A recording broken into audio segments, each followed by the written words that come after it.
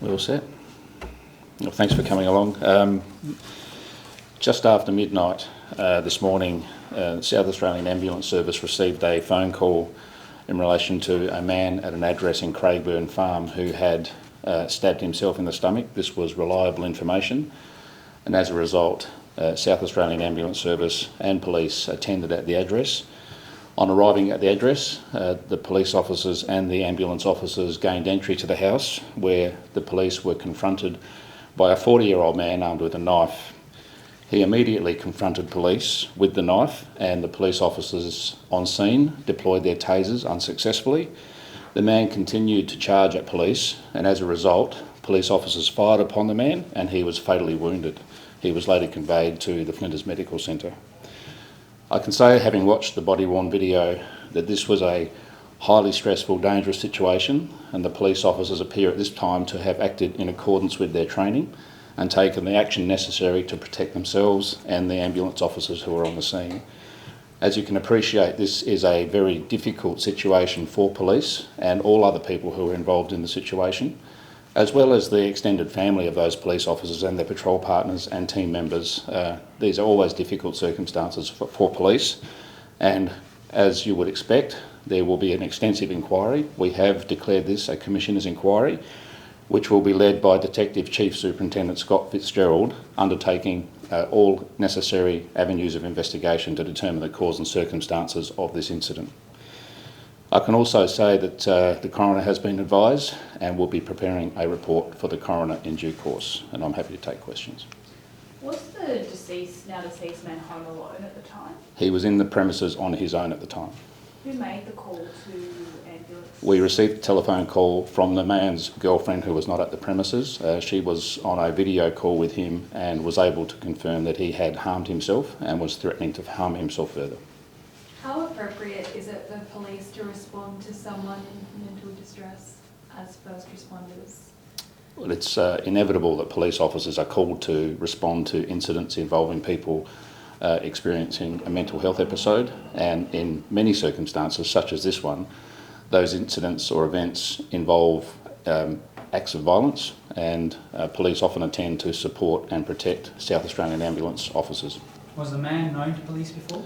At this point in time, I don't have information that would give any indications as to his antecedents. That will be part of the investigation. Did both police officers that attended fire shots, or was it just one, or is that still unclear? 4 police officers attended the scene, and more than one of the officers has discharged their firearm. As you can appreciate, this is a highly charged, difficult scene which is currently being processed, and the Commissioner's inquiry will investigate all of the circumstances, along with Major Crime Investigation Branch, who are assisting with the investigation. Do we know how many shots were fired? No, not at this stage, no.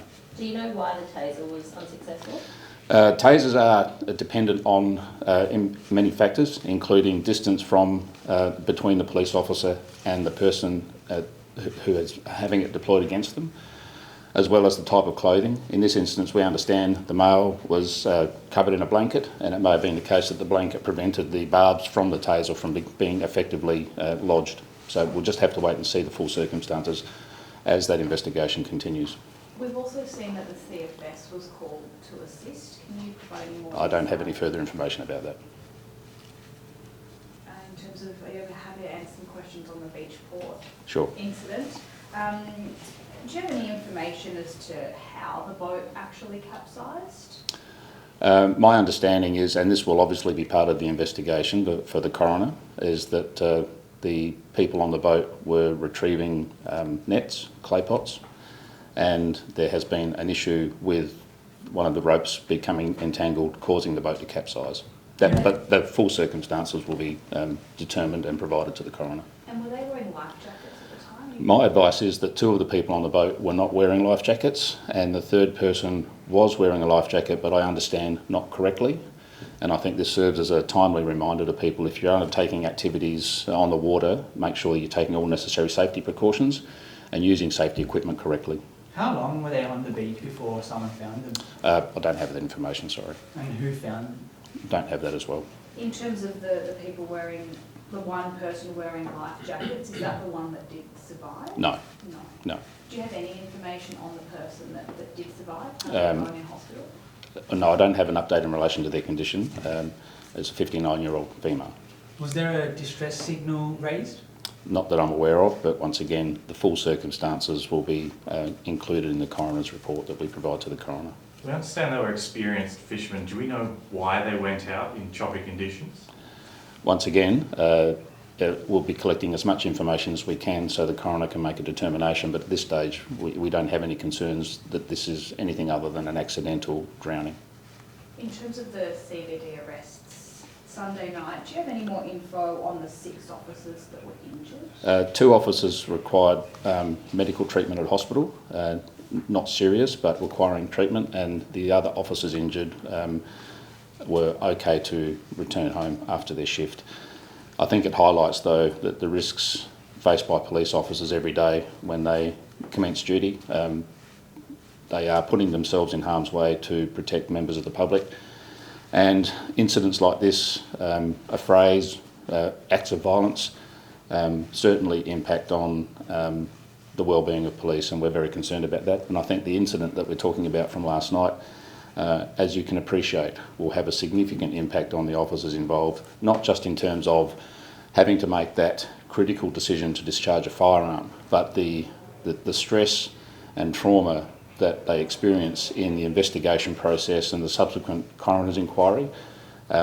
These are very difficult times for police, and we're making sure we do everything we can to support police officers who are injured or those who have to use their tactical options that result in fatal consequences. Are there other agencies who would be better to respond to vulnerable people than uniformed police officers with tasers and firearms? We have a co-responder model with the South Australia Police where we have mental health clinicians working alongside police. So when we do attend what is clearly a mental health event, that we can provide the right level of care and response to the person who requires that assistance.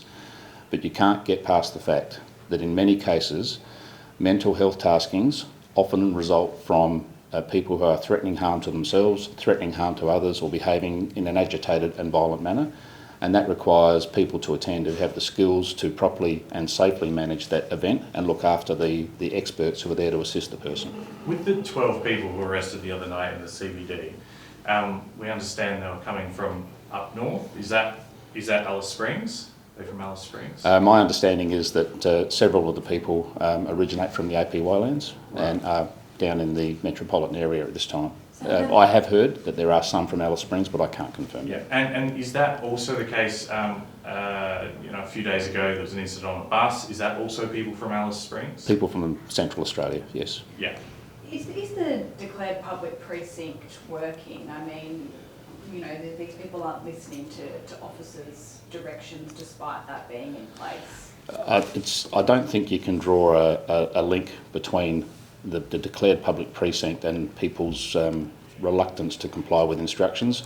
We have laws in place that prescribe how we should behave within a community, and time again, the police are called upon to deal with people who don't comply with those laws. The declared public precinct is, in essence, another law that some people disregard, and police are there to take action when that occurs. The declared public precinct is a useful tool for police because it gives us the ability to remove minors from a declared public precinct, ban people from returning to that location for 24 hours, and it also gives us the ability to warn people to search for weapons. So it does provide police with extra tools to deal with locations that we can forecast will have the potential for incidents of violence or disorderly behaviour or put other people at harm. Is there anything more that can be done? I mean, in the media release it says that there are programs to assist in relocating people from the CBD, but these were not available. Are these type of services needed for longer hours in the evening to prevent this type of activity? We do work closely with other government agencies, and those agencies are responsible for providing those services that mitigate the risk of these types of events or acts of violence, a phrase, from occurring. I think it is the case that we have been aware of the likelihood of an escalation in visitors from these locations that require these services during the summer months, and there is a need for these services to be extended, and I think that is foreseeable and it should be attended to in a timely way. Is there an irony that SAPOL officers are going to Alice Springs and people from Alice Springs are coming from? My understanding is the majority of the people we're talking about originate from the APY lands, which is part of the South Australian jurisdiction. As for the deployment of police officers to Alice Springs, we have an obligation to support and assist our neighbouring jurisdictions, and when the request is made, we make a determination about our ability to maintain our current policing services within South Australia but support our neighbours. We do that on the understanding and expectation that if South Australia finds itself in a situation where we require additional support, that support will be forthcoming.